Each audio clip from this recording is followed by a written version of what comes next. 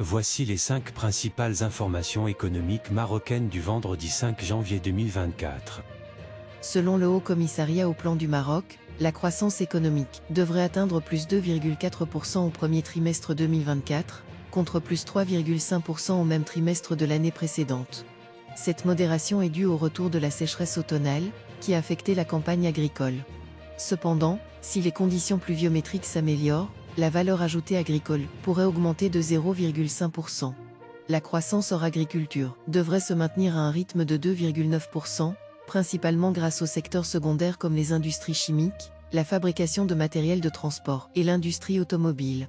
La valeur ajoutée des industries extractives montre également une augmentation importante, tandis que le secteur des services contribue de manière significative à la croissance économique.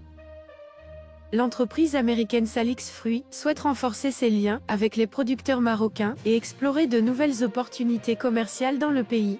Lors d'une visite récente au Maroc, le directeur des ventes de Salix Fruits a exprimé son désir de mieux comprendre les opérations des producteurs locaux et de travailler en collaboration avec eux malgré une diminution des volumes et de la taille des agrumes causés par la sécheresse. Salix Fruits a également envisagé d'introduire de nouvelles variétés de fruits sur le marché américain et a souligné l'importance de garantir la conformité aux normes de sécurité alimentaire. L'entreprise a une expérience de plus de 15 ans et travaille avec près de 80 producteurs dans 18 pays. L'Office d'échange du Maroc a publié la nouvelle version de l'Instruction générale des opérations de change, IGOC 2024, qui offre une plus grande liberté aux opérateurs économiques marocains dans le négoce international. Cette nouvelle version permet le paiement d'acomptes anticipés dans certaines limites, ce qui facilite les échanges commerciaux internationaux et offre plus de flexibilité aux entreprises engagées dans des opérations de négoce international. Cependant, les opérateurs économiques doivent respecter les obligations réglementaires et fournir les justificatifs nécessaires. Cette mesure envoie un signal positif aux acteurs économiques et renforce la position du Maroc en tant que hub régional attractif pour les investisseurs et les entreprises. Cette évolution a également des implications positives pour le secteur du transport international au Maroc. Selon l'Office marocain de la propriété industrielle et commerciale, la région Tanger-Tétouan à l'Océma a connu la création de 11 447 nouvelles entreprises jusqu'à fin octobre dernier.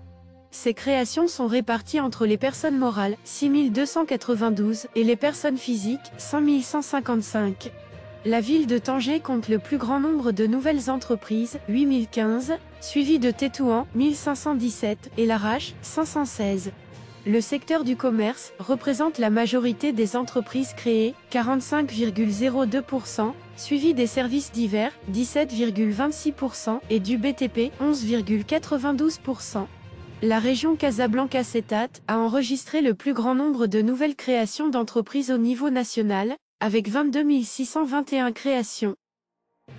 Les importations marocaines de fruits secs devraient atteindre un niveau record en 2023, en particulier les amandes, les noix, les raisins secs et les noix de cajou. Le Maroc importe beaucoup plus de fruits secs qu'il n'en exporte, avec une tendance à la hausse depuis 2018. Les États-Unis sont le principal fournisseur d'amandes et de noix, mais perdent du terrain face à la concurrence chinoise et chilienne. Les importations de raisins secs proviennent principalement de l'Inde, de la Turquie, de l'Ouzbékistan et de l'Iran.